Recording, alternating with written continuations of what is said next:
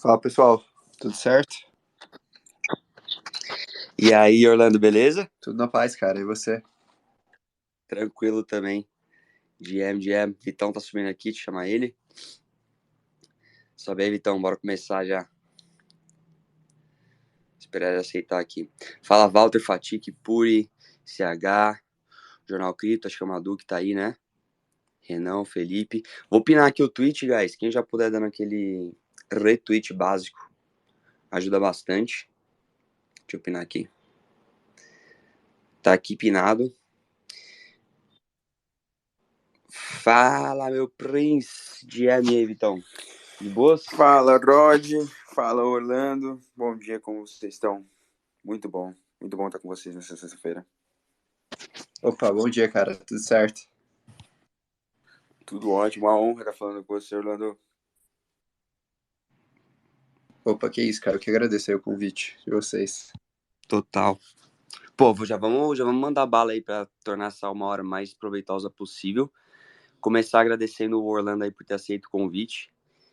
Respeito de, pô, pra caralho, assim, o trabalho dele. E quando ele voltou aí ativa, eu e o Vitão, a gente já falou, puta, vamos, assim que possível, já trazer pro café, se ele aceitar, pra ter um papo muito foda.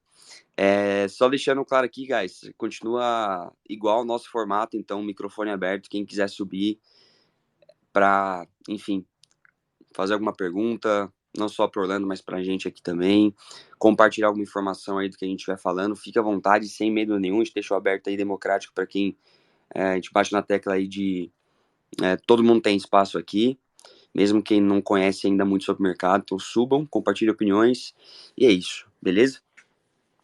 Ô, Orlando, acho difícil alguém não te conhecer aqui, mas rapidinho, vai, 30 segundos, assim, quem é você, de onde você veio, quanto tempo está no mercado cripto, pra galera que, porventura, não te conhecer, ficar sabendo aí.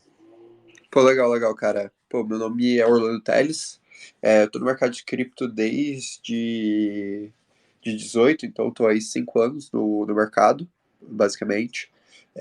Sempre desenvolvi, né, a parte de pesquisa e análise no mercado de cripto, então sempre gosto de falar que eu sou um analista. Sempre tive um foco muito voltado para a parte de análise fundamentalista, então compreender a dinâmica de mercado, tokenomics, etc. É, Enfim, eu toquei ali durante 4 anos e meio, uma empresa que acabei fundando em 2018. Tirei um tempo off, né, agora, foram quase 6 meses. Voltei faz um mês aqui para o mercado e basicamente é isso. Estou aqui para trocar ideia com o pessoal sobre cripto. Boa. Algum comentário, Vitão? Senão eu já inicio aqui. Cara, acho que o Orlando foi uma das principais vozes durante o bull market. Foi uma das pessoas que fez um onboarding gigantesco de várias pessoas.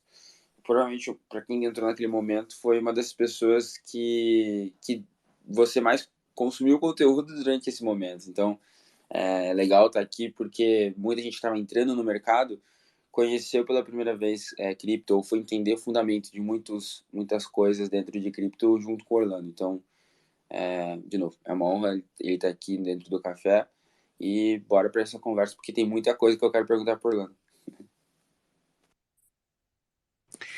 Boa, deixa eu começar aqui, então.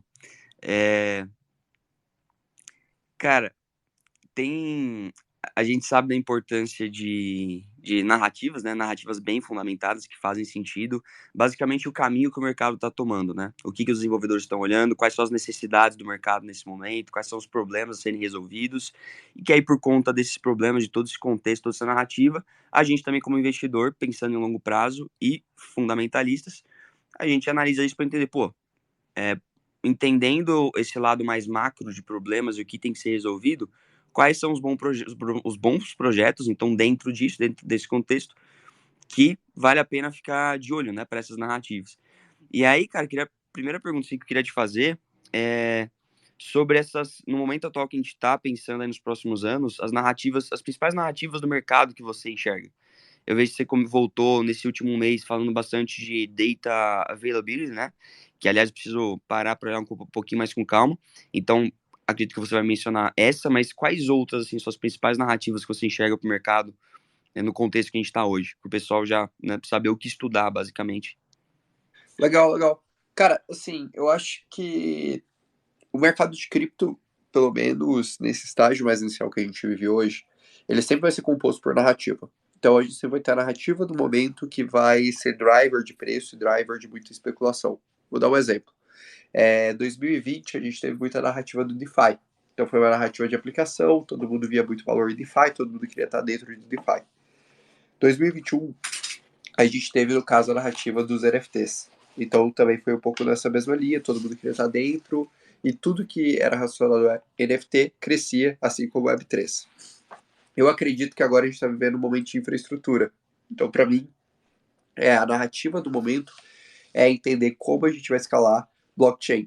E aí nisso entra alguns casos, como rollups, que vão ser a solução de escalabilidade da rede do Ethereum, AppChains, principalmente voltados para customização, para aplicação, Data Viability, que vai ser tipo uma cola que vai unir todas essas dinâmicas de escalabilidade, e também Layer Zero, soluções de mensagerias que viabilizem a comunicação entre todos esses ecossistemas. Aí, se vocês quiserem, a gente pode aprofundar em cada uma delas e explicar um pouco por cada uma delas faz sentido ou não. Show de bola.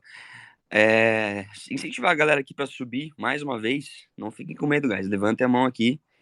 Vamos esquentando aqui e trazendo papo para conversa.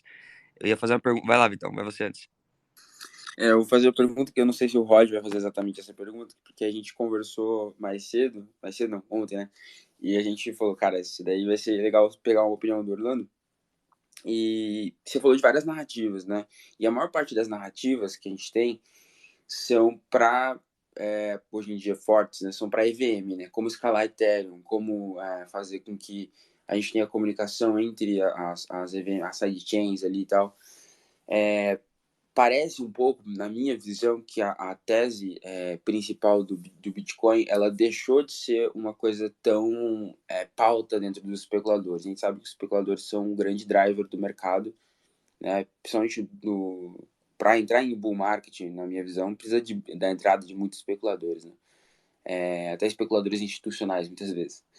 Só que a tese do Bitcoin como reserva de valor e tal, na minha visão, está começando a perder espaço para uma outra tese, que é a tese de utilidade dentro do Bitcoin, como se você fosse construir camadas, assim como Ethereum está sendo construído em cima. Então, essa narrativa sobre ordinals, NFTs dentro do Bitcoin, que aí, enfim, vai ficar ali on-chain para sempre e tal, mais seguro, entre aspas, né, esse é o argumento, mais seguro do que Ethereum, ou BRC, BRC20. Como que você está vendo esse movimento dentro do Bitcoin? Você acha que a tese, a narrativa interna do Bitcoin está tentando se moldar a esse novo momento? O que você acha? Então, eu acho que o que acontece? Cripto, inicialmente, foi concebido naquela ideia, né, de meio de pagamento peer-to-peer. Depois a gente teve algumas alterações ao longo da história e começou essa dinâmica de reserva de valor muito porque cripto era um ativo descorrelacionado com o resto do mundo. Então, se você pensasse em cripto, até 2019 você não conseguia achar correlação com cripto com qualquer coisa do mercado financeiro. E aí o investidor institucional olhou e falou, cara, legal, vou usar esse fator como diversificador e potencialmente pelas características ali que todo mundo conhecia do Bitcoin, falaram, beleza, essa vai ser a próxima reserva de valor, se todo mundo está utilizando como diversificador, faz sentido. O que aconteceu em 2020? 2020 foi a entrada de investidor institucional e cripto passou a ser visto como risk asset. Como assim? Os investidores institucionais hoje olham para cripto como principalmente um ativo com alto potencial de crescimento, de upside. Se você pega uma pesquisa, por exemplo, como a pesquisa da Fidelity Digital Assets, quando eles vão entrevistar assets, 50% a 70% dos investidores institucionais colocam essa como a sua maior justificativa para investir em cripto. Então, o investidor institucional hoje ele não investe em cripto da ideia de ter uma reserva de valor, de ter um diversificador. Ele investe em cripto porque ele vê potencial de crescimento. Quando a gente vem para 2020, a gente também tem outra coisa que a gente teve as provas de conceito de aplicações em cripto. Então foi a primeira vez que a gente viu o DeFi sendo bem desenvolvido, a primeira vez que a gente viu NFT, Web3. Então a gente começou a perceber que, olha, essa indústria pode ser muito mais do que meio de pagamento. A gente pode realmente entregar outras coisas nessa indústria que vão gerar eficiência, vão gerar valor e isso vai ser interessante. Então, esses dois fatores somados geram justamente esse cenário que a gente está hoje, que é o quê? a indústria olhando para a ideia de automatização tanto de sistema financeiro quanto de outras aplicações para cripto e não só a questão de reserva de valor. E por consequência, você começa a perder força essa narrativa do Bitcoin. Hoje, por exemplo, a gente não fala mais de Bitcoin e altcoins, a gente fala de Bitcoin, Ethereum e altcoins. E cada vez mais tende a ser assim, cada vez mais a gente tende a ter outros protagonistas da indústria de cripto. É um processo natural de mercado de tecnologia. E no caso do Bitcoin, a gente ainda teve maior evidencialização dessa questão da busca por parte da comunidade de uma maior usabilidade da sua blockchain com a questão dos ordinals e do BRC20 recentemente. Eu acho que é uma prova de conceito que chama muita atenção e que tende a ser retornada no próximo ciclo de bull market. Só para complementar que o Felipe está subindo aqui, mas o movimento de BRC20 e Ordinals, você vê como... O que você tem uma opinião, Orlando? Você acha positivo, negativo? Porque a gente vê o maximalista, obviamente, que vem lá desde a tese de reserva de valor, comparando Bitcoin ao ouro, mas obviamente essa galera foi para um lado, contra, né? Tudo isso está sendo criado. Por outro lado, não vou lembrar agora quem foi, mas foi alguém importante no mercado, me fugiu o nome, que eu vi, e ele falou que, e ele tá, em Bitcoin há anos, ele participava muito mais ativamente da comunidade lá atrás, aí parou nos últimos anos, e ele voltou agora, porque ele falou que ele nunca viu tanto desenvolvimento sendo feito em cima da blockchain do Bitcoin, tanta infra sendo construída e tudo mais, ideias, desenvolvedores, quanto nos últimos meses, por conta do BRC20, dos ordens, essa narrativa nova que surgiu, até, tem pessoas até que chamam de exploit, né, uma tentativa de exploitar ali a blockchain do Bitcoin. Você fica em que lado, assim, nessa questão? Que a gente também fala de sustentabilidade econômica do Bitcoin, e aí os ordens ocupando espaço pode vir a diminuir um pouco a questão de preocupação dos mineradores no longo prazo. Enfim, como que você fica em opinião em relação a isso? Ou você ainda tá pensando sobre isso? Assim, eu não fico em lado nenhum. Acho que, como analista, eu não tenho que ter, vamos dizer assim, um viés. Acho isso legal, acho isso ruim. Cara, eu vou, assim, para uma dinâmica olhando para o mercado, uma visão bem cartesiana e pragmática da questão de ordinals e BRC20. BRC20 em si é uma bolha especulativa. Hoje, a forma que ele foi desenvolvido, a estrutura que existe em cima dos tokens, é uma estrutura super frágil, que não dá para escalar, que não vai funcionar. Então, assim, para mim, olhar para a BRC20 e ver que tem um mercado de 0,5 bilhão de dólar é uma coisa problemática. Eu não investiria nos tokens. Agora vamos falar de ordinals e esse conceito expandido de usar blockchain do Bitcoin para outras aplicações que não reserva de valor.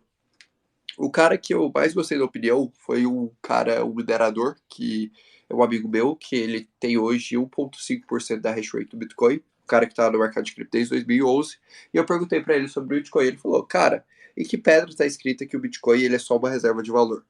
E nisso eu concordo com ele. O Bitcoin foi concebido inicialmente para ser um meio de pagamento, depois ele evoluiu para a moeda da Darknet, e depois ele se tornou uma reserva de valor, começou a ter essa dinâmica de ativo descolacionado, se tornou um ativo financeiro descolacionado, para depois se tornar uma potencial reserva de valor. Hoje, essa é a história do Bitcoin. E agora a gente está com o novo paradigma, que é a questão dos ordens, que é vamos programar na blockchain do Bitcoin, vamos expandir sua usabilidade. O que eu vejo? Em termos de código e infraestrutura, hoje o Bitcoin não está pronto para receber isso. Ele precisa evoluir para poder ser minimamente útil e nesse aspecto e seguro. Então isso é um fato. A gente precisa de evolução. O Bitcoin tem um débito técnico longo se ele quiser chegar a nível de plataformas de contratos inteligentes como Ethereum, Polkadot, entre outros. Entretanto, é uma coisa que chama a atenção da comunidade. E eu acho muito legal a gente ter desenvolvimento. O Bitcoin precisava desse aquecimento. Então, para mim, é um novo paradigma que está sendo formado. A gente vai retornar desse paradigma, expande a usabilidade da blockchain, e aí eu acho que a gente vai ter que ver como isso vai gerar coesão entre a comunidade. Meu maior medo é o quê? Você ter um rompimento por uma questão ideológica de parte dos desenvolvedores que querem um código mais pesado e menos mutável do Bitcoin, versus mineradores e exchanges e parte da base de usuários que quer uma dinâmica mais recente, que gere mais taxas, que gere mais movimentação dentro do mercado. Boa, show de bola, valeu, mano. Felipe subiu, quer comentar alguma coisa, perguntar? Ixi, acabou de cair. Tava aqui até agora. O Gus tá subindo, peraí, vamos ver se ele tem algum ponto. Enquanto o Gus está conectando, eu vou. O Gus já está como speaker, então. Deixa ele mandar bala. GM, e aí, galera? Beleza? Bom dia a todos. Ô, Orlando, eu queria te fazer uma pergunta até nessa parte que você comentou do possível rompimento, né? O medo que você tem desse rompimento. Mas se tiver esse rompimento, né? É que eu já escutei algumas vezes isso da galera também comentando. Na minha cabeça, se tiver esse rompimento, é mais um fork que sempre teve do Bitcoin. Ou você acha que se tiver esse rompimento, vai ser um fork diferente? Então, eu acho que o que acontece? O fork, ele sempre é um momento de estabilidade. Um fork por uma questão mais ideológica, de visões e aplicações diferentes. Então, por exemplo, quando a gente teve o fork do Bitcoin Cash, 2017, a gente teve o que a gente teve, que foi a guerra dos blocos, né? A gente chama de guerra dos blocos. Foi um momento de extremo estresse e incerteza para a rede do Bitcoin, que se naquele momento o Bitcoin Cash eventualmente superasse a hash rate do Bitcoin, provavelmente a gente não teria o Bitcoin como a gente tem hoje. Então, o fork nunca é uma coisa muito legal se ela é feita por discordância. O que eu acredito? Que sim, se a gente tem essa evolução da discussão de ordinals e ela não é abraçada pelo Bitcoin Core, a gente vai ter um fork do Bitcoin. E aí, nesse cenário, eu acho que o Bitcoin sai fragilizado. Por quê? Porque a gente tem a tendência da hash rate do Bitcoin ir para ordinals, porque é uma rede mais rentável do ponto de vista de validação, e as corretoras também darem um bom suporte para ordinals, versus a base de capital intelectual poder ou não ir para ordinals, e aí reforçar ou não esse desenvolvimento de longo prazo. Para mim, isso é um ponto de fragilidade que eu não gostaria, que me incomodaria. Não é que eu não gostaria de ver.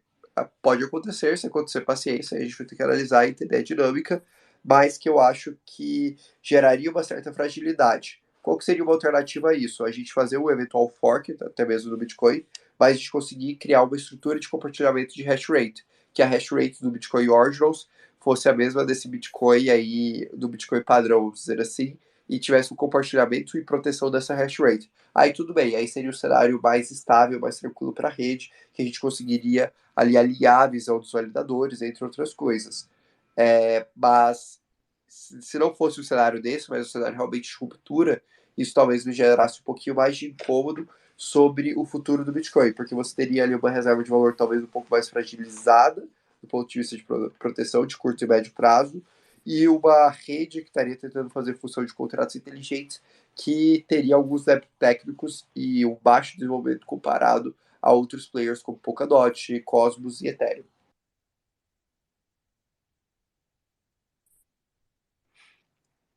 Felipe voltou, quer, quer seguir aí? Estão me ouvindo aí? Bom dia, pessoal. Boa, sim, manda lá, Jam. Maravilha.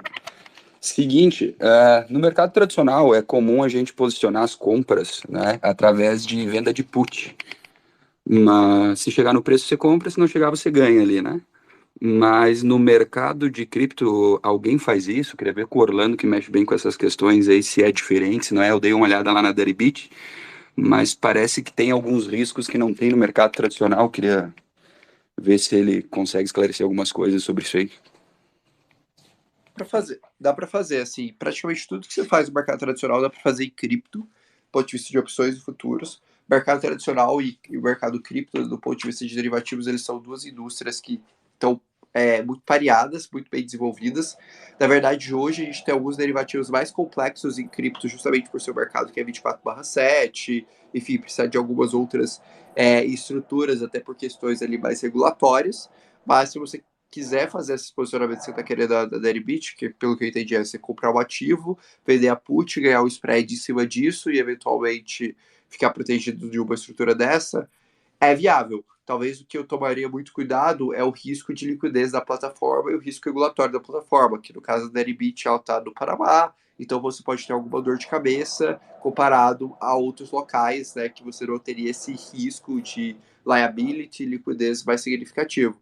Mas, assim, de modo geral, acho que é isso. Eu, particularmente, uso bastante opções no mercado de cripto, gosto bastante de operar, mas eu gosto de operar sempre comprando opções, né? Ou comprando volatilidade através de calls e puts, por exemplo, nesse momento é uma coisa que eu estou posicionado, ou eventualmente usando a compra de puts para redear meu portfólio e estabilizar, conseguir reduzir meu preço médio e uma eventual queda sem a necessidade de caixa. Show de bola. Valeu, obrigado aí. Bom dia, rapaziada. Boa. Isso aí de opções é bem importante, como você falou, porque se você tá no lado vendedor, seja de put ou de call, você tá pensando em ter uma renda passiva, né? Levantar um valor vendendo esses contratos, só que por outro lado você tem a obrigação. Então, se chegar ali no valor da opção, no strike, você vai ser obrigado a, a, a vender ou comprar o ativo ali no caso, né? E, cara, e outra coisa, né? Eu sempre falo, velho, opção. Ou você compra, que você tem um risco determinado, que é o risco que você está gastando. E caso você vá vender, venda coberto, que é o que, por exemplo, foi o exemplo que o Felipe deu. Que é, beleza, eu vou vender uma put de Bitcoin. Mas tem então o ativo, tem o principal para lidar com aquela eventual perda, porque senão, você tem o risco ali de ter uma perda infinita, que a gente brinca. Então tome muito cuidado com isso. Exato. Fazia muito tempo que eu não olhava opções, que eu ia no mercado tradicional e eu acompanhava muito o Luiz Fernando Roxo, lá atrás, lá em 2020. E eu comecei a olhar um pouquinho para opções mais em cripto recentemente, cheguei na conclusão que é praticamente a mesma coisa, só que fazia muito tempo que eu não via sobre isso, né? E eu acho bem interessante estratégia de defesa, basicamente, né? Então, momento de baixa volatilidade, você comprar lá o pozinho, que é mais fora do dinheiro, uma put, que se por acaso vir uma queda braba aí, crashou os Estados Unidos, recessão, teto da dívida, cripto obviamente acredito que iria junto e você consegue proteger o portfólio, né, com pozinho. Não comecei a fazer, mas enfim. Você faz principalmente proteção, Orlando, de pozinho? Cara, majoritariamente eu estudei bastante séries temporais de cripto, né? Para identificar alguns padrões de queda e para proteger em momentos de grandes estresses. Então, sei lá, um crash de uma FTX, um crash de uma Luna, que são momentos que, cara, é onde está a melhor oportunidade, né? Oportunidade que você vai querer vai querer ter caixa e às vezes você não tem.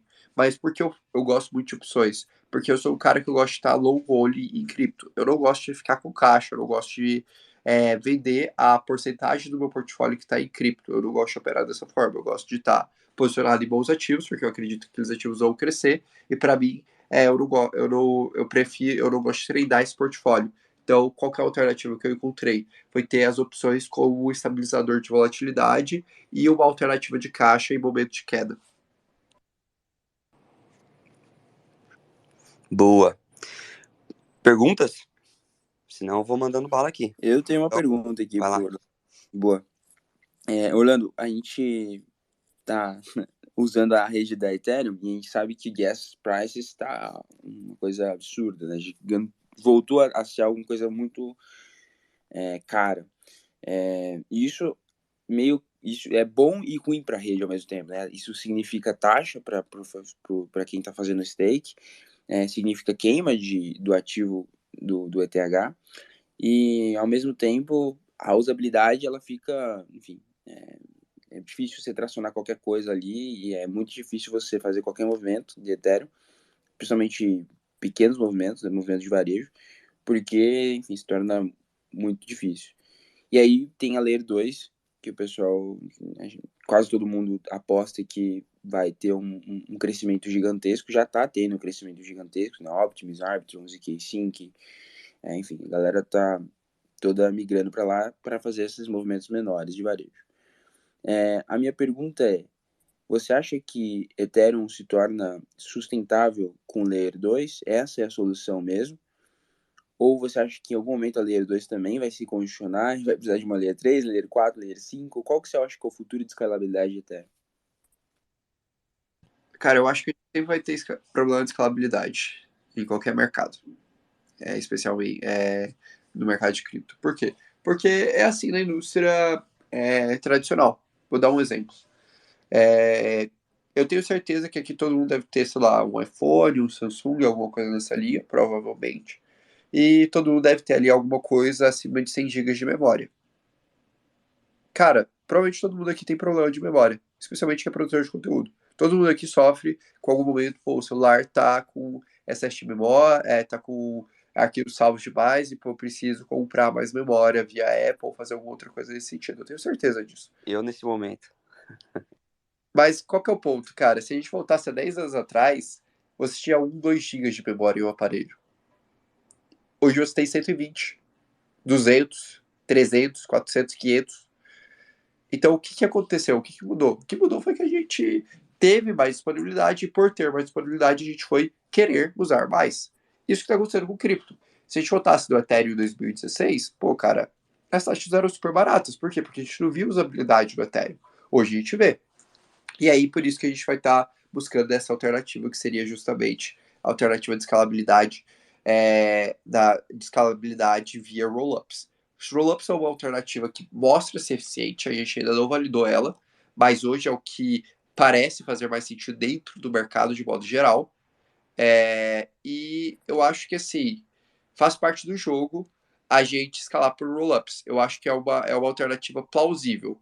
Mas, e aí eu sempre gosto de deixar claro isso, beleza, a gente pode até escalar por rollups, mas a gente vai continuar, em outros momentos, ter a necessidade de mais escalabilidade, sempre e sempre. E aí a gente vai colocar aí, talvez, um questionamento, que é o questionamento que a gente vai ter em algum momento da história do Ethereum, que é, beleza, essa estrutura de escalabilidade, ela é 100% viável? Continuaremos sempre assim? E aí a gente vai ter que descobrir. Realmente, não tem como a gente cravar, a gente vai ter que ir ver a evolução do mercado e ver como o mercado vai lidar com isso. E basicamente não tem muito o que mudar nesse sentido, cara. É realmente um processo de acompanhamento e de entender como que a gente vai ajustar arquiteturas. Eu acredito que rollups vai ser a solução agora de médio prazo, escalabilidade. Vai dar um novo patamar de escalabilidade para a gente, um novo patamar de aplicações. Provavelmente vai sobrecarregar, e aí a gente vai ter que pensar uma arquitetura em cima de rollups para continuar escalando esse processo. E um dado momento, pode ser que os débitos técnicos sejam tão altos que a gente vai precisar de outra blockchain, outra alternativa. É assim todo o mercado de tecnologia. Então faz parte do jogo. Mas hoje eu acho que a alternativa mais plausível e provável de escalabilidade de blockchain é rollups, especialmente ZK rollups. Pode falar aí? Vai lá, Felipe. Depois a gente passa pro Lucas. Ah, tá ok. Qualquer coisa, me desculpa aí, é que eu não sei como é que mexe muito bem nisso aqui, tá? Se eu tô cortando a frente, vocês me avisam aí. Tá tranquilo, vai lá. Vai. Tá, seguinte, até que ponto vocês, qual é a opinião de vocês? Eu fico pensando às vezes no seguinte, as tecnologias, principalmente essa parte de infraestrutura, ela está sendo testada, estressada e desenvolvida. Ok, a partir do momento que se tem algum direcionamento, é isso que funciona. Será que lá na frente essas grandes corporações, por exemplo, o Instagram quer colocar NFT dentro do Instagram, a partir do momento que se tem toda essa parte já desenvolvida, testada e aprovada, o que impede desses caras trabalhar em cima de uma base, de uma blockchain proprietária deles, e essas que a gente vem investindo hoje vão ficar em segundo plano, entende? Porque eles têm o efeito rede, eles têm dinheiro, a tecnologia já existe, e simplesmente por força bruta eles falam, ó, vocês usam isso aqui, tá integrado e o pessoal vai. E aí a gente passa, essas coisas que a gente tem investido hoje passam de repente a não ter tanto valor assim. Vocês enxergam alguma coisa nesse sentido? Cara, eu acho que a gente vai ter um processo de, vamos dizer assim, integração entre esses mundos. Mas, particularmente, eu acho que é o processo relativamente normal, sabe? O que eu acredito, eu, Orlando, acredito em relação a tudo isso. A gente deve ter, em um dado momento, a indústria trazendo blockchains privadas e elas se relacionando com blockchains públicas, mas as blockchains públicas elas fazem mais sentido que as blockchains privadas se a gente pensa que a gente precisa de centralização. Centralização por quê?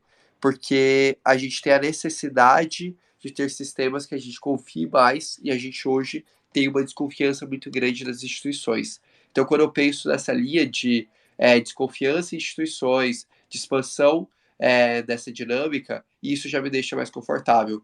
Então, por isso que eu acredito que, apesar da gente poder realmente não ter toda essa dinâmica fácil, vamos dizer assim, de talvez ter um momento de estresse, um momento de conflito com tudo isso, eu não vejo por que os players institucionais não adotarem as blockchains descentralizadas, até por uma questão de maior acesso à liquidez, maior acesso à estrutura, maior acesso a desenvolvedores e provavelmente ser uma forma mais eficiente. Se eles conseguirem controlar isso, beleza, aí a gente vai ter uma dor de cabeça para o mercado de cripto, e aí eu acho que é importante a gente avaliar e ter a noção que isso pode acontecer em algum momento.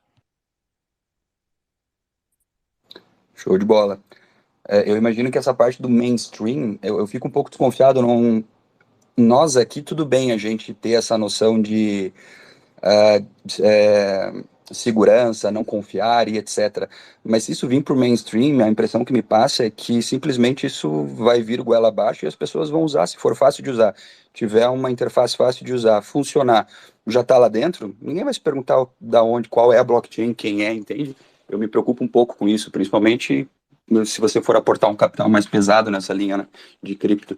Né, é uma red flag que eu tenho aqui, mas não tenho resposta para isso também. Cara, eu acho que essa é uma pergunta que a gente nunca vai ter uma resposta clara, assim, sendo bem sincero mesmo, porque a gente não compreende tanto essa dinâmica, não é tão claro assim essa dinâmica para nós, mas o que eu tenho a impressão é que cada vez mais a gente vive um momento de mundo que as pessoas, elas desconfiam delas mesmas, elas desconfiam de instituições, elas desconfiam de estruturas de modo geral. E a gente está buscando uma nova forma de confiança. Eu acho que a blockchain centralizada, ela gera essa nova forma de confiança. Realmente, o sistema centralizado, ele é mais eficiente que o sistema descentralizado. Ele é mais barato. Mas o sistema centralizado corrupto, ele é mais caro do que o sistema descentralizado. E esse, para mim, é o grande ponto. É que hoje a gente não tem sistemas centralizados que não sejam corruptos, que não sejam corruptíveis. Posto isso, faz sentido a gente buscar a descentralização em outras pontas, e principalmente o segundo ponto, que é a descentralização como um caminho mais simples de ter estruturas regulatórias mais flexíveis e talvez acessos a capitais sem fronteiras. Eu estava trocando essa ideia com o Casta ontem, ele brincou. Orlando, você lembra quando a gente pagava para ligar para o exterior? Ou pagava mais caro para ligar para outro estado? Porque as redes, as estruturas eram diferentes e não era algo tão permissionado, despermissionado. E eu acredito e vejo esse futuro também para o mercado financeiro e para outras indústrias à medida que cripto evolui nessa linha. Lucas, quer ir lá? Subiu faz um tempinho. Fala, galera, GM. Velho, eu tinha uma pergunta muito boa para fazer pro Orlando, mas eu dei uma de Gus e acabei viajando aqui. Achei muito interessante essa discussão aí com o Felipe. Daqui a pouco eu lembro. Boa. Vai lá, Vitão. Eu tenho uma pergunta pro Orlando. Muito se compara essa questão da internet, adoção da internet, né, e evolução da internet, junto com a adoção e evolução de blockchain, né? Se tem muitas vezes, quem já não viu aquele gráfico, né, que dá um overlap entre as duas adoções ali, e enfim, o pessoal fala de similaridades, né, nas duas coisas. E aí entrou lá a narrativa de Web3, né, que é, querendo ou não, uma ideia de continuação da internet, né, a internet que estava sendo praticada até então, enfim. E é uma narrativa que se encaixa muito bem com a narrativa de blockchain, ser parecido com a adoção da internet e tal. Aí a pergunta que eu quero fazer para o Orlando é: você, Orlando, acredita que a gente tem esse padrão parecido de poder comparar a adoção da internet e blockchain? E se sim, que momento que a gente está de construção agora, né? Que momento equivalente, por assim dizer, a gente está. Uma outra coisa também que o João da Base acabou mostrando para a gente num Café com Games, né, atrás, A narrativa da internet, se a gente for começar a comparar as coisas na internet e blockchain, a narrativa de internet, muita gente falava de infraestrutura, né? A narrativa de infraestrutura era muito forte. Como tudo vai ser construído em cima da infraestrutura, a infraestrutura vai valer muito. Só que, na verdade, as ações das empresas de infraestrutura não foram as que mais valorizaram nesse meio tempo, né? Acho que a da Cisco nunca ultrapassou, posso estar errado aqui, tá? Mas acho que ela nunca ultrapassou pré-bolha do ponto .com. Ela cresceu, obviamente, mas ela não demonstrou um potencial muito grande do que o pessoal estava esperando. Enquanto isso, aplicações como o Facebook, Alphabet, e outras fizeram um estrago no mercado, né? Os caras cresceram muito, sendo que a narrativa de aplicações era que aplicações não iam ser tão valiosas quanto a infraestrutura. Se você voltar com essa narrativa, né, incorporar essa narrativa dentro do blockchain, se fala a mesma coisa, né, que infraestrutura vai valer mais do que aplicações. Pelo menos eu já ouvi isso muitas vezes. Então, fica essas duas perguntas por Orlando. Primeiro, existe essa comparação mesmo, de verdade? Onde que a gente está nessa fase? E sobre aplicações e infraestrutura, o que ele acha que vai crescer mais? Cara, eu adorei essa pergunta, porque é uma reflexão que eu tenho desde 2020 sobre. E um texto que mais me ajudou foi alguns textos que eu fui lendo, porque quando eu tenho essas dúvidas, o que eu faço? Eu vou e caço os blogs da galera que escrevia sobre isso naquela época, para entender as conclusões que a galera daquela época estava, as projeções, conclusões, enfim, tudo que a galera daquela época estava desenvolvendo em relação a isso. Então, para mim, sempre quando eu vou fazer alguma coisa nessa linha, eu falo, beleza, vamos lá, para entender a galera dessa época. E aí, o que eu percebi é que realmente a gente tinha essa tese muito forte na década de 90, só que o que mudou que fez que essa tese não se concretizasse? Foi que, na verdade, a gente parou de ter um grande diferencial entre as soluções de infraestrutura. Como assim? Quando a gente estava no início da história da internet, uma Cisco tinha diferencial. Por quê? Porque o que ela trazia de conexão, etc., era superior ao que outros players não traziam, que outros players não conseguiam trazer. Então, realmente, nesse cenário, a Cisco era diferente da maioria. Só que o que foi acontecendo ao longo do tempo? O que foi acontecendo foi basicamente que a relevância da Cisco foi se reduzindo por um fator que era que eles foram começando a se tornar mais. Os outros concorrentes dele começaram a dar serviços iguais, serviços muito próximos, porque a gente foi passando mais cabo de rede, a gente foi criando mais infraestrutura. E aí a gente migrou o valor para quem agregava mais valor para a ponta final, consumidor, que eram as marcas. Eu acredito que cripto a gente pode viver um cenário parecido. Se em um dado momento a gente não tiver uma blockchain escalável, mas várias, por exemplo, a gente evolui pra caramba do ponto de vista de rollup, sei lá, estruturas de fractais como a Polkadot evolui também escalabilidade, estruturas de sharding como a Near evolui como escalabilidade, a gente começa a ter, sei lá, 4, 5 blockchains de registros relevantes. E aí, nesse meio tempo, a gente evolui muito também soluções de mensagerias, né? Soluções como Layer Zero Labs, ZetaChain, CCIP. Cara, nesse cenário, as aplicações tendem a puxar mais valor. Por quê? Porque elas vão estar em todas essas redes e elas não vão depender de nenhuma dessas redes. Se isso acontece, a gente muda um paradigma significativo da indústria e essa mudança de paradigma significativo da indústria pode ter um impacto de, tipo assim, a gente vê o dia Uniswap valer mais que Ethereum. Eu acho absurdo isso. Eu acho que a gente pode ver isso talvez daqui a 10, 20 anos. E para mim é um cenário razoável, sabe? Eu acho que a gente tem que estar aberto a essa possibilidade. Hoje está longe de acontecer. Hoje tem muito diferencial entre infraestrutura. Talvez daqui a 10 anos não tenha. Cara, perfeito. Eu nunca tinha pensado nisso, sobre a questão de diferencial. E faz todo sentido. Encaixa acho que as peças de forma bem mais interessante. Eu acho que dentro de Web 2 a gente está chegando num momento em que as próprias aplicações, né, como enfim, Facebook, Meta, enfim, elas estão começando a ficar um pouco parecidas também, né? Acho engraçado isso. Enfim, só comentando isso. Uma outra pergunta que eu queria fazer, meio que estendendo ela, se o Rod deixar. Rod, quer fazer alguma pergunta, Rod? Eu ia também fazer uma estendendo essa, mas vai primeiro, Então, depois já puxo. Vai lá. Não, só a pergunta pro Orlando é se ele acha que com base no que ele já viu, né, no que ele tá vendo no mercado, nos players que estão aqui, você acha que os players de aplicação que vão ficar por mais de 10 anos, difícil falar, vão ficar para sempre, né? Por mais de 10 anos, eles já nasceram ou a maior parte deles ainda vai nascer? Eu acho que tem um misto, cara. Alguns nasceram, outros não. E é difícil a gente cravar. Se a gente pega a história da internet, é a mesma coisa.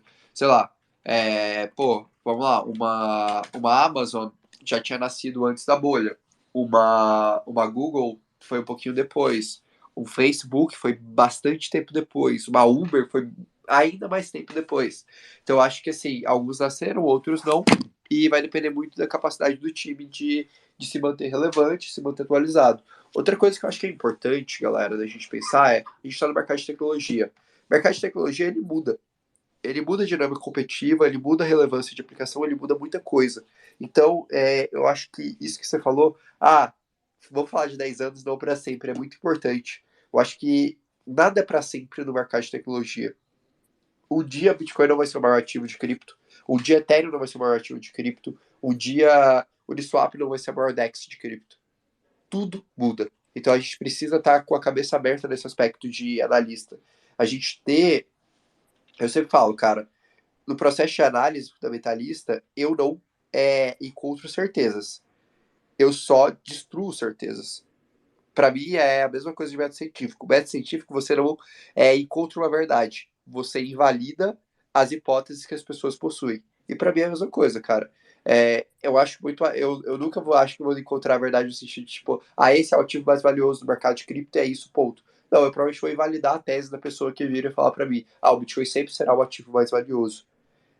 Para mim, essa é a forma que a gente deveria lidar com a análise, a forma que a gente deveria pensar com a análise. Então, acho que isso também é um exercício muito importante. Se tem uma coisa que eu aprendi em 5 anos de cripto sempre ter a sua mente aberta para as inovações, cara. Você nunca sabe o que realmente vai acontecer nesse mercado, como esse mercado vai acontecer, e você se recusar a entender uma inovação é só você talvez estar sendo maximalista demais ou cabeça fechada demais para o que é o mercado cripto, o que é o potencial desse mercado.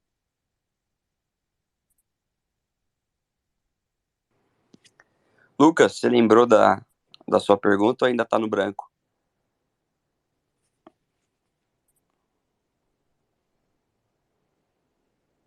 Tá aí? Eu acho que tá no branco. Deu branco.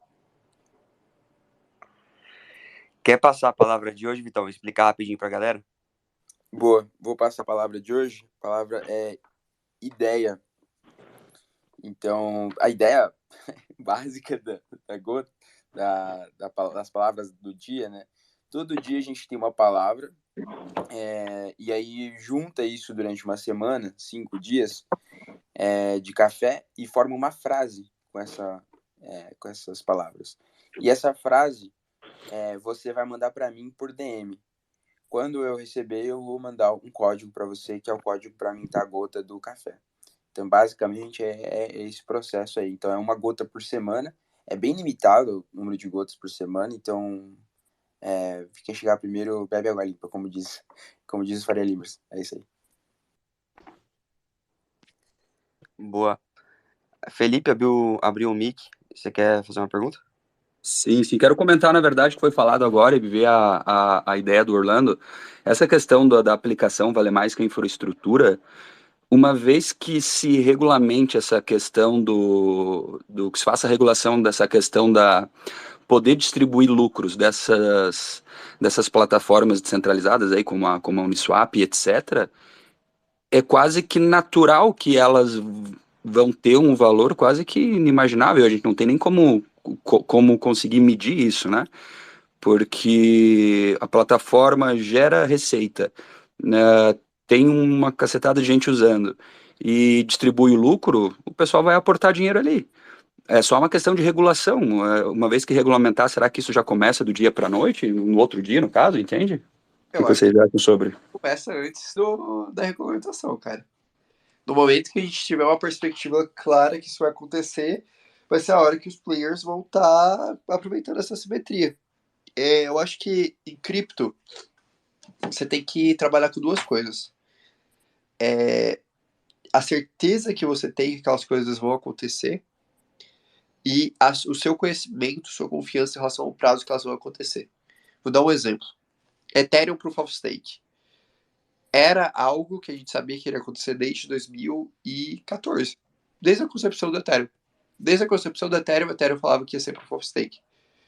Só que a gente tinha uma certeza de quando, como e quando isso ia acontecer, talvez a partir de 2020. Então, perceba que quem acompanhou a evolução da call de desenvolvedores, as coisas, estava feito disso. Vou dar outro exemplo, roll-ups. Por que eu estou tão animado com roll-ups? Porque eu sei que o IP 4844 vai acontecer no Cancun Fork. O que é esse IP? Esse IP vai reduzir 20 vezes o custo de uma transação de roll-up, que vai ser um modelo ali de incentivo que a Ethereum vai criar através de um espaço específico da blockchain dela para a função call data, que é a função fundamental para rollups. Então eu, Orlando, estou me posicionando em rollups já faz um ano. Porque eu sei há um ano que isso vai acontecer, isso vai fazer parte do roadmap de escalabilidade da Ethereum junto com o Dunk Shardens, né? O Proto Dunk Shardens, que é o EP 4844, e o Dunk Shardens. Então perceba que é tudo uma questão de você estar acompanhando à frente e estar se antecipando.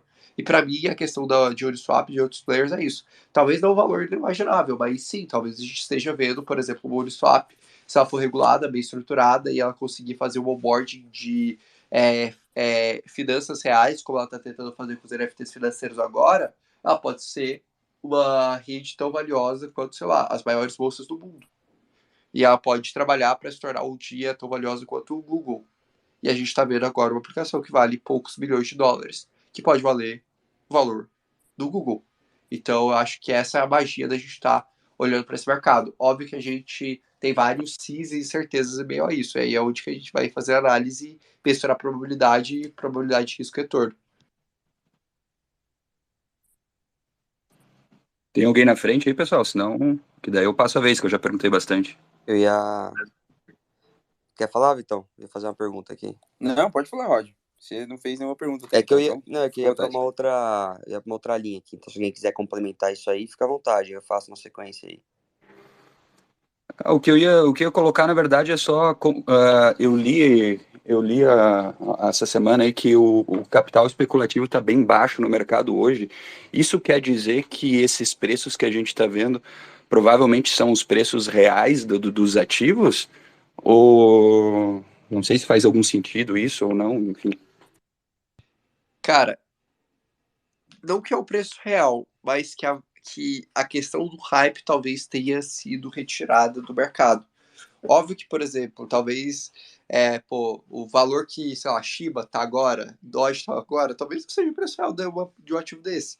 Mas se é um ativo bem fundamentado que faz sentido, o que é interessante ali? Que a variável especulativa, aquele excesso de necessidade de entrada de capital, saiu.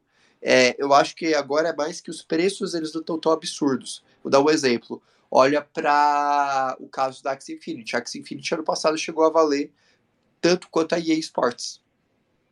Uma aplicação com um único jogo valendo mais do que talvez uma das casas mais tradicionais de desenvolvimento de games do mundo. Então, aquilo lá era excesso de especulação. E esse dado, para mim, eu tenho até um tweet comentando sobre isso. O dado que mais me chama a atenção é a questão da criação de unicórnios. No último trimestre, a gente criou 13 unicórnios, empresas de capital fechado que valem mais de $1 bilhão. No primeiro trimestre de 2021, a gente criou 148.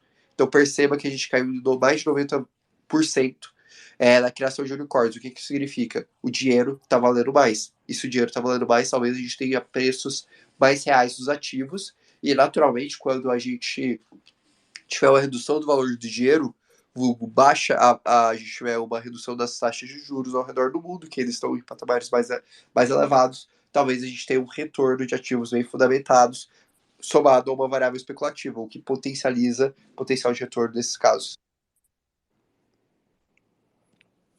Dando outro exemplo aí para complementar o que o Orlando falou, a Yuga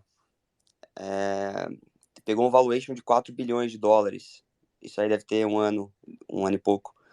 Pra vocês terem ideia disso aí, $4 bilhões foi o que a Disney pagou pelo Star Wars em 2012.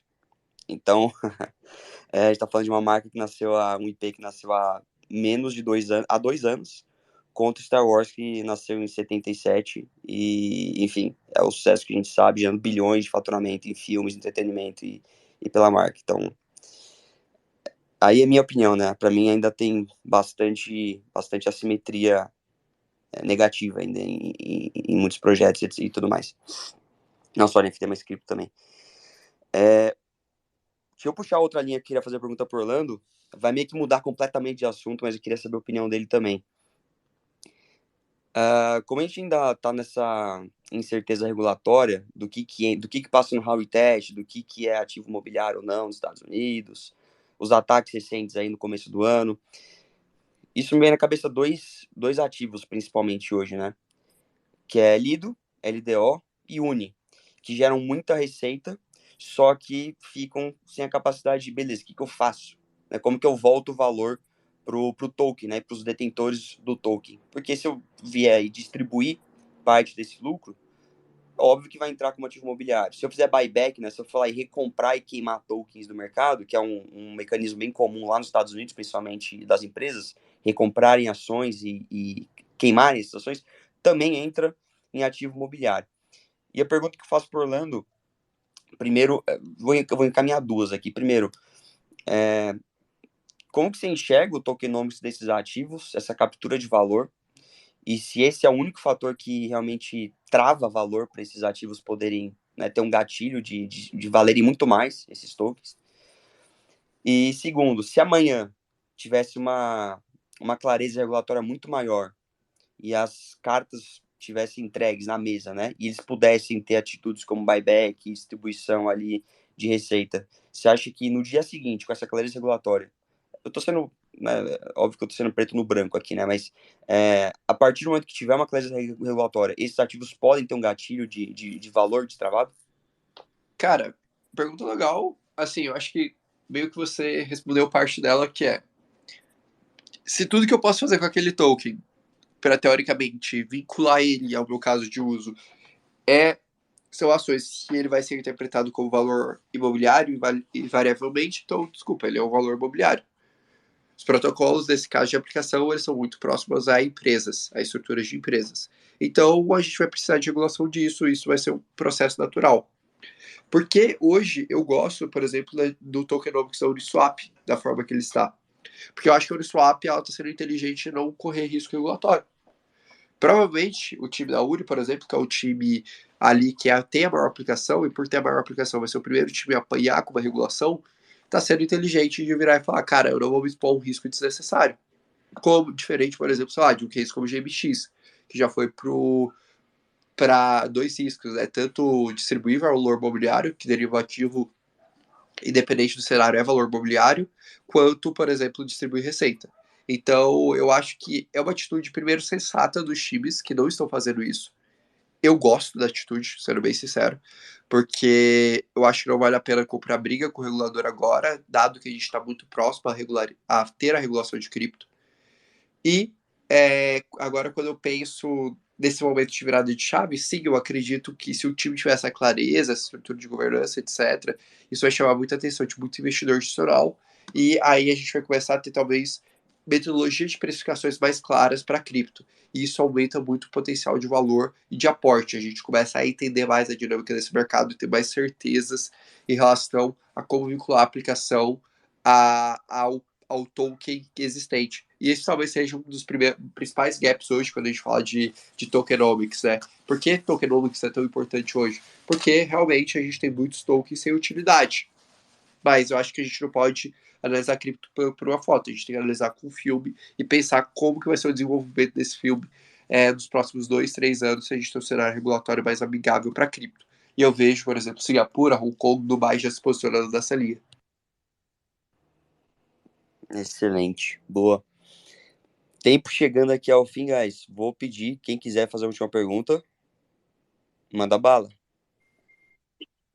Orlando, eu vi essa questão, eu vi uma análise da Uniswap dizendo que eles trabalham para ter o tamanho que eles têm, todo o dinheiro que eles conseguem hoje, eles estão incentivando para poder se manter onde eles estão. Isso seria uma red flag lá pro token, enfim. Como que você vê isso? Eu acho que a Uniswap ela tá fazendo o que o Vale do Silício sempre fez, cara. Que foi não distribuir lucros, reinvestir em seu negócio e growth a todo custo. É um modelo que dá certo? Sim, formou empresas multimilionárias, dá certo em uma a cada 100 empresas, mas pode ser que a Uniswap seja uma em cada 100. O Google foi assim, a Uber foi assim, a Amazon foi assim. Então, tipo assim, eu não entendo porque todo mundo fica tão assustado com isso, se é uma coisa relativamente comum da indústria. A questão é a gente avaliar o quanto isso é sustentável e, naturalmente, o quanto isso está impactando ali a pessoa que está mantendo posição no token UNI. Então, acho que tem essa avaliação. Mas eu acredito que uma hora a Uniswap só vai virar chavinha e vai extrair dinheiro. Hoje a Uniswap tem uma dominância muito forte no mercado, cara. A Uniswap vive um verdadeiro monopólio do mercado DeFi. Boa, e eles estão com wallet agora, que, diga-se de passagem, é uma wallet muito, muito boa, cara. Isso daí, eu acho que vai trazer muito usuário direto para o Uniswap e não vai sair mais. Cara, é isso. Vamos já agradecendo Orlando. Pô, valeu demais aí por ter topado, Orlando. Tenho certeza que agregou pra caralho aí a gente te sabatinou aí, te metralhou de pergunta. Mas é consequência disso, acho que a galera aprendeu coisa pra cacete aí hoje. Que isso, cara, para mim é um prazer. Eu peço desculpa que ela está um pouco entupido, então provavelmente minha voz deve ter saído um pouquinho zoada. Mas é isso, pessoal. Assim, eu acho que sempre é bom discutir sobre cripto. Eu sempre falo, o melhor caminho para você se tornar um bom analista, entender o mercado, é você ter suas teses conflitadas. Então, para mim, eu gosto disso, sabe? Quanto mais pergunta, quanto mais questionamento, melhor.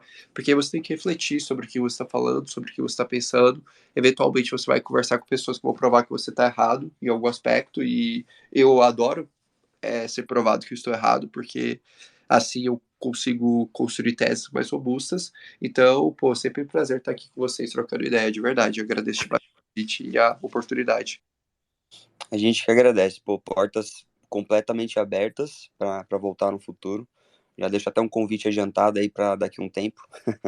E a gente vai se falando. Aliás, só queria ver contigo, a gente tá pegando os episódios aqui do Spaces e colocando em vídeo lá no YouTube. Tudo bem a gente colocar lá depois o episódio? Cara, produzo conteúdo pro mundo, não é pra mim não, cara. Fica à vontade. Eu sempre, nunca tive esse problema, cara. Fazer Boa. vídeo, corte, o que o pessoal quiser fazer, faça. O que é bom que a gente expande cripto, atinge mais pessoas e consegue construir um mercado melhor. Eu acredito bastante nisso. Boa. Então, aproveitando a call aí, para quem não pegou a conversa completa com o Orlando, chegou no fim e tudo mais, hoje, daqui a algumas horas, deixei pinado aqui em cima, ó, YouTube, Café com NFTs. A gente está basicamente dando um Ctrl+C, Ctrl+V do episódio completo lá, para vocês poderem ouvir num outro momento, ouvirem a conversa de novo, fica muito mais fácil no YouTube, a gente sabe, né? O Twitter ainda não é tão bom para isso. Mas, de novo, Orlando, valeu demais, velho. Pessoal, depois feedbacks, mandem pra gente, até pra gente repassar pro Orlando, pra ele saber o quanto que ele agrega aí pra comunidade cripto. E é isso, ótimo fim de semana. Segundou, a gente tá aqui 8 horas. E é isso. Boa, é isso, pessoal. Valeu, guys. Tamo junto, pessoal. Bom final de semana. Um abração.